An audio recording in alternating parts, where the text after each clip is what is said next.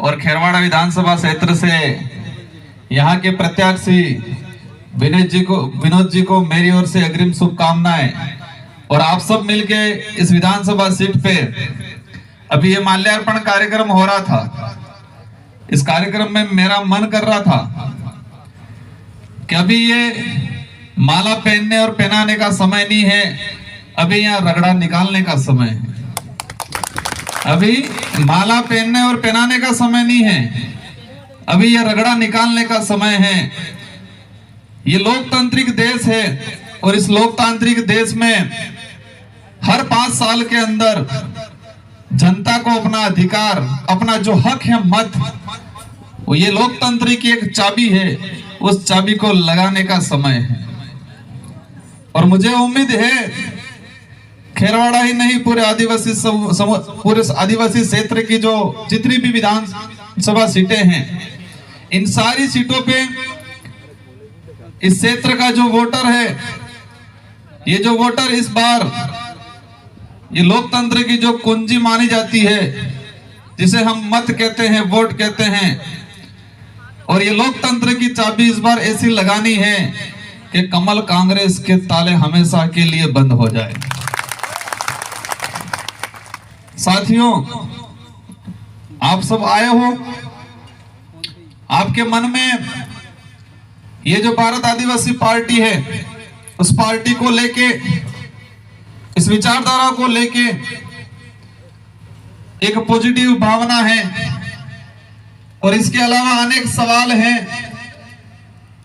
आपके मन में आशा है कि हम इस संगठन से जुड़ेंगे, ये संगठन हमारे समाज का, इस क्षेत्र का और इस देश के विकास में, देश की उन्नति में बहुत बड़ा योगदान देगा, ये आपके मन में आशा है। और अवश्य ये जो विचारधारा है और इस विचारधारा के आधार पे जो हमने बीएपी बनाई है, ये पार्टी आने वाले समय में पूरे राजस्थान, मध्य प्रदेश, गुजरात, महाराष्ट्र और आने वाले और समय में हम अन्य राज्यों के अंदर भी इस पार्टी और इस विचारधारा का विस्तार करेंगे और आने वाले समय में पूरे देश के अंदर एक मुख्य पार्टी के रूप में इसको जाना जाएगा। लोग कहते होंगे कि क्या हो जाने वाला है, कुछ नहीं होने वाला है। जो आज खेरवाड़ा के क्षेत्र के, उदयपुर क्षेत्र में चर्चा चल रही होगी, थोड़े बहुत हैं, इकट्ठे हुए हैं, बिखर जाएंगे, ये बात चल रही होगी, आपका मनोबल तोड़ा जा रहा होगा। लेकिन साथियों, ये बात मैं बता दूं, ये बात 2018 में हमारे डूंगरपुर में भी चलती थी। जब मैं विधायक का चुनाव लड़ा, मेरा शौक था, मैं अधिकतर टी शर्ट में ही घूमता। जब मैं कार्यक्रम में जाता, कहीं जाता, तो कमल कांग्रेस के कुछ लोग देखते, हंसते, क्या सोरो हो करवानो है। लेकिन इस मंच के माध्यम से मैं 84 की जनता को सलाम करता हूं, जिस जनता ने कमल कांग्रेस को एक किया और मुझे चुन के विधायक बना के भेजा। विधायक बन के गए, इसके बाद कहने लगे कहीं नहीं थवानो है। लेकिन क्या हुआ न क्या नहीं हुआ, हम तो विधायक बन के गए, ये पूरे देश को पता चला, आप सबको पता चला। और कांग्रेस और बीजेपी जो 70-75 साल से आपस में लड़ रहे थे, वो दोनों एक हो गए। हमारी लड़ाई विधायक बनने, सांसद बनने या प्रधान बनने की लड़ाई नहीं है। ये बात आज कार्यक्रम में आप दिमाग में ठान ले कि ये विचारधारा चुनाव लड़ने के लिए नहीं लाए थे। ये विचारधारा इस क्षेत्र के जो संवैधानिक अधिकार है उसको धरातल पे लागू करे, इसलिए लाए थे। ये विचारधारा हमारा आदिवासी समुदाय जो बिखरा हुआ है, धर्मों में बिखरा हुआ है, अलग अलग समूह में बिखरा हुआ है, इनको एक मंच पे लाने का काम करने के लिए विचारधारा लाए थे। ये विचारधारा हमारा जो दबा कुचला जो इतिहास है, उस इतिहास को वापस लाने के लिए लाए थे। ये विचारधारा इस आदिवासी समुदाय, साथ में एससी, माइनॉरिटी, ओबीसी, जिनके साथ देश के अंदर भेदभाव होता है, छुआछूत होता है, शोषण होता है, उस शोषण, उस भेदभाव को रोकने के लिए विचारधारा लाए थे। और शांतिपूर्वक तरीके से कार्यक्रम करते थे, समाज को जागरूक करते थे। लेकिन कमल कांग्रेस के लोगों के अंदर खुरापाती आई और हमको रोकने की कोशिश की, और फिर हमें लगा कि हमारी विचारधारा की सुरक्षा, हमारे क्षेत्र की जनता की सुरक्षा और हमारे जो संवैधानिक हक अधिकार की जो बात जो सड़कों पे बोलते हैं, वो बात हम विधानसभा और लोकसभा में जाके बोलेंगे। इस बात के लिए विचार ये पार्टी लाए हम लोग, और हुआ बहुत कुछ परिवर्तन। यहाँ के लिए विशेषकर खेरवाड़ा के लिए कहना चाहूंगा कि हमारे समुदाय में कितना बिखराव हुआ। खेरवाड़ा का कटारा मीणा लगाता है, बल्लभ नगर का कटारा रावत लगाता है जो ओबीसी में है, और डूंगरपुर का कटारा गोत्र का आदमी भिल लगाता है, और गुजरात के अंदर जो कटारा है वो राठौड़ लगा के ओबीसी में। एक ही कटारा गोत्र का आदमी, एक ही खून का आदमी, जो बल्लभ नगर में है वो रावत लगाता है, खेरवाड़ा में वो मीणा लगाता है, और डूंगरपुर में है वो भिल लगाता है, और गुजरात में है वो ओबीसी में जा रहा है। इस तरह से हमारे समाज को तोड़ा गया, इस तरह से हमारे लोगों को तोड़ा गया। और आज ये विचारधारा आई, और ये विचारधारा आने के बाद सारे लोग एक मंच पे आए हैं, अपने आप को भाईचारा बनाने के लिए आए हैं। ये सबसे बड़ी उपलब्धि हुई है। खेरवाड़ा को साथियों को लगेगा कई बार मीणा वाली बात को लेके हम बोलते हैं, लेकिन ये विचारधारा सच्चाई बोलने के लिए ही लाए हैं। जो दबा कुचला इतिहास है इसको वापस जगाने के लिए लाए, क्योंकि इतिहास नहीं रहेगा तो हम नहीं रहेंगे, और इतिहास नहीं रहेगा तो अधिकार भी नहीं मिलेंगे। आज खेरवाड़ा के अंदर एक अभी मुझे मिले, मैं एमबीसी से रिटायर्डमेंट हूं, और तभी से मुझे लगा कि मुझे ये बात आज बोलनी पड़ेगी। ये जो इलाका है, इस इलाके का जो इतिहास में जाएंगे तो इतिहास में हमारी दो घटनाएं हैं। हल्दी घाटी का जो युद्ध हुआ, और उस युद्ध के अंदर महाराणा प्रताप के साथ किसकी सेना लड़ी? रावतों की सेना लड़ी थी कि भीलों की सेना लड़ी थी कि मीणाओं की सेना लड़ी थी? इतिहास के पन्नों में क्या बताया गया है? हमारे जो पूर्वज थे, हमारे जो बुजुर्ग हैं, उन्होंने क्या बताया है? इतिहास के पन्नों में भी यही बताया गया है कि महाराणा प्रताप के साथ भीलों की सेना लड़ी थी, ना कि रावत की सेना लड़ी थी, ना मीणाओं की सेना लड़ी थी। दूसरी, हमारा अंग्रेजी शासनकाल व्यवस्था के अंदर यहाँ एमबीसी का गठन हुआ, भील कोर बटालियन, तो मीणा कोर बटालियन का गठन क्यों नहीं हुआ? एक सवाल, दो सवाल छोड़ के जा रहा हूं मैं कि महाराणा प्रताप के साथ कौन लड़े, और यहाँ पर अगर मीणा रह रहे थे तो भिलकोर बटालियन का गठन क्यों किया? यहाँ पर मीणा कोर बटालियन का गठन क्यों किया? हमको दबाया गया, हमको इधर इधर बिखरा गया है। और मेरी जो बात मैंने शुरू की कि एक ही कटारा गोत्र का व्यक्ति दो राज्यों में बटा हुआ है, 4 भागों में बटा हुआ है, और यही हमारी लड़ाई है कि हमको एक मंच पे लाना है। और इस विचारधारा के आधार पे आज राजस्थान, मध्य प्रदेश, गुजरात, इन सारे राज्यों के आदिवासी समुदाय एक मंच पे आया है, और उसके साथ हमारे माइनॉरिटी एससी और हमारे घुमंतुक जाति के जो साथी हैं, और सबकी जो मांगे हैं, सबकी जो समस्या है, उन समस्याओं को लेके आने वाले समय में विधानसभा और लोकसभा में उठाएंगे और इसका समाधान कराएंगे। हमारी लड़ाई किसी से लट लेके नहीं है, हमारी लड़ाई विचारधारा की लड़ाई है, और विचारधारा की लड़ाई को तर्क वितर्क करके हम करेंगे। और मैं उन कांग्रेस बीजेपी के नेताओं को जो मुझे 2018 से बोलते हैं कि राजकुमार भाई ऐसे नहीं ऐसे, मैं ऐसे नहीं ऐसे, मैं कहता हूं मैं आपके सवालों का जवाब मैं आपके बंद कमरे में नहीं दूंगा, खुला मंच होना चाहिए, और खुले मंच पे हम डिबेट करेंगे कि हमारी विचारधारा में क्या खोट है और तुम लोगों ने आज तक क्या किया है। आज तक इस इलाके को वोट बैंक बना रखा था इन कमल कांग्रेस के लोगों ने। चुनाव आते गांव के 2 लोग पकड़ के कहते गमिती साहब, काका साहब, आयम करवानो, अटलू लई जवानो, वाटी दीवानो न वोट अलाड़ी दीवानो। एक बात और दिमाग में डाल के जानी है, ये वोट है वो फ्री में नहीं है।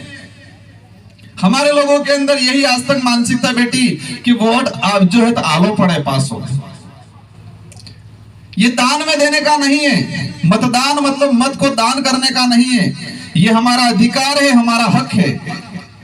और ये अधिकार हमारे जो आजादी दिलाने में शहीद हुए उन लोगों ने हमको दिया है, हमारे पूर्वजों की देन है। और इस अधिकार को हमने दान समझ लिया और ये वोट देने की जो ताकत है, ये जो हक है, उसको हमने फ्री में देना पेड़ खजूरों में पुटले जमालवानो काम कर दी तो आज तक। और इसीलिए आज तक हमारे समाज के जो संवैधानिक अधिकार हैं वो आज तक लागू नहीं हुए। आज से 5 साल पहले यहाँ पर लगभग 5% जनसंख्या को पता था कि 5वीं अनुसूची के तहत रिजर्वेशन व्यवस्था है। और ये विचारधारा आई, हर एक छोटा बच्चा समझ रहा है कि 5वीं अनुसूची के तहत हमारे अधिकार हैं। लेकिन कमल कांग्रेस के नेताओं को आज तक नहीं पता चला उस 5वीं अनुसूची को ये 5वीं पास समझ रहे हैं। आज भी आप सबको समझने की जरूरत है। और ये लड़ाई हमारी एकता जो है वो मत के माध्यम से दिखानी है, वोट के माध्यम से दिखानी है। और अभी सरकार की काफी स्कीमें चल रही है। चुनाव के 2 महीने पहले ही योजना आई, कितनी बढ़िया बढ़िया योजना आई। आएंगे कांग्रेस के नेता भाषण देंगे, क्या कहेंगे? हमने आपके लिए क्या नहीं किया, हमने आपके लिए नमक मिर्च दिया, तेल दिया, दाल दी, और क्या चाहिए। और वैसे बेला कहेंगे हंसी बातें फेर हूं जुजेम कहेंगे। हमारी माताएं बहनें बैठी, मैं उनसे पूछना चाहूंगा कि अभी नमक मिल रहा है, मिर्ची मिल रही है, तेल मिल रहा है, दाल मिल रही है, लेकिन वो थैली आ रही है, वो थैली मजबूत है कि अंदर सामान है ही मजबूत है? क्या मजबूत है? थैली मजबूत है, सामान अंदर मजबूत नहीं है। दूसरा सवाल यह है कि थैली ज्यादा समय तक रहेगी कि सामान रहेगा? थैली रहेगी। सामान तो माध्यम था, थैली का प्रचार था। सामान तो माध्यम था, थैली का प्रचार था। 100 ग्राम मिर्ची आ रही है, 4 दिन तक चलेगी, बाकी कुछ होने वाला नहीं है। इन लोगों को एहसास कराना है कि हम तुम्हारी छोटी मोटी योजनाओं में आके चुनाव के वक्त आप लॉलीपॉप दे दोगे और हम आपको वोट दे देंगे, यह नहीं होने वाला है। और देश में इन सरकारों की समस्त योजनाओं का जो विरोध करता हूं, जो योजना गरीब जनता को परजीवी बनाती है, गरीब जनता को एक लालच के रूप में दी जाती है, उन सारी योजनाओं का हम विरोध करते हैं। हम चाहते हैं कि हमारा देश आत्मनिर्भर बने, और देश तभी आत्मनिर्भर बनेगा कि इस देश में रहने वाला प्रत्येक व्यक्ति आत्मनिर्भर बनेगा, तो ही हम इस देश आत्मनिर्भर बनेगा। और ये भारत आदिवासी पार्टी की जो विचारधारा है, जिस क्षेत्र में ये विचारधारा काम करेगी, उस क्षेत्र के प्रत्येक व्यक्ति को आने वाले समय में आत्मनिर्भर बनाने का काम करेंगे हम लोग। बाकी ये लोग हालत खराब कर देंगे, हम लोगों की ताकत खत्म कर देंगे, हमारे लोगों की सोच खत्म कर देंगे, तर्क वितर्क करने की शक्ति खत्म कर देंगे, लंबा सोच नहीं पाए, सीमित सोच पाएंगे, और हालत खराब कर दी गई है। और मैं इसको हर कार्यक्रम में एक उदाहरण के माध्यम से समझाता हूं, और वो उदाहरण हकीकत घटना है। मैं आज बताना चाहूंगा कि सरकार की जो योजना आई है, उस योजना को लेके यहाँ के अधिकतर साथी माउंट आबू अंबाजी गए होंगे, माउंट आबू अंबाजी गब्बर गए होंगे, और आपने देखा होगा कि वहां पर अपन जाते हैं गाड़ी लेके, अगर गाड़ी थोड़ी सी भी धीरे करेंगे तो रोड ने होड़े कटला वांद्रा रे दौड़ी नावी जी गाड़ी फाड़े, गाड़ी के पास जो वांद्रा रही दौड़ी नावी जी। और वहां जो यात्री परमानेंट जा रहे हैं उनकी भी आदत पड़ गई है, केले हैं या पणजुलो रोटो है या प्रसाद है, हाथे लेन से। और जेवा गब्बर सड़े वांद्रा दौड़ी नावी पेलो थैली में गाड़ी जाए, गाड़ी जावा बाद जे अंदर यात्री है, यात्री कास खुली ने सामान आल दे, थैली में हो गाड़ी केड़ो है, रोटो है आल दे, और वांद्रा है खाई ने पासा रोड होड़े फेर बेरी बिजी गाड़ी कड़ी जला में फेर इंतजार करें, फिर बिजी गाड़ी आवेगा दौड़ी जाएगा, चलो फिर फाटक उठाड़ी केड़ा वेगा, बिस्किट वेगा, फिर आलेगा, फिर बेजिंगा। अब ये बंदरों की जो टीम थी, आदत बन गई ऐसी। अब ये जो जानवर है जंगल का, एक फुर्तीला है, एक ताकतवर है, अने रोकड़े थी कि ठीकिन पहले रोकड़े जाई सके, पहले रोकड़े थी कि ठीकिन पहले रोकड़े जाई सके, और चाहे ही फल फ्रूट खाई सके। और माउंट आबू अंबाजी के पास पूरा जंगल इलाका है और जंगल में कई प्रकार के फल फ्रूट वाले पौधे पेड़ पौधे हैं और चाहे वो खा सकते हैं, लेकिन आदत पड़ेगी पहले फ्री वाली। अब इनके बच्चे पैदा हुए, रोड ने होड़ेस पैदा था जो सोरन आंखी खोलनी जीवी खोलनी रोड डिटो और रोड माते पहले गाड़ी साफती डिटी और गाड़ी जीवी आती એટલે પેલો फ्री में आती, तो बच्चों की आदत वही पड़ गई। बच्चों को लगा हमारी दुनिया ही है। लेकिन होता क्या है, कोरोना काल आया और कोरोना काल आते ही लॉकडाउन लग गया और लॉकडाउन लगते ही क्या होता है, लॉकडाउन लगते ही खाकी वर्दी वाली गाड़ी बंद कर दी थी और गाड़ी बंद थाई यात्री जावा बंद थाई और यात्री जावा बंद थाई तो फ्री ની જે सामान जावा तो केळा बिस्किट जावा बंद थाई गया। वहां पर से बेटा है वांद्रा इंतजार करी करी थाकी गया, गाड़ी कणी जण आवे ने कणी जण कास खोला ने कणी जण केळा मळे। लेकिन लॉकडाउन થઈ ગયું 2 महीने तक गाड़ी जावी बंद થઈ गई और उस दौरान वो बंदर और बंदर के बच्चे रोते थे और पेट्रोलिंग में पुलिस की गाड़ियां जाती थी तो उस गाड़ियों के पीछे दौड़ते थे और उसी दौरान कई बंदरों के बच्चे मर गए। पड़ोस में जंगल था लेकिन उनकी ताकत वो भूल गए थे। वहां पर फल फ्रूट थे लेकिन उनकी ताकत भूल गए थे। उनकी सोच सड़क पे गाड़ी आ रही है, गाड़ी में थैली आ रही है, थैली में केला आ रहा है, वही दिख रहा था।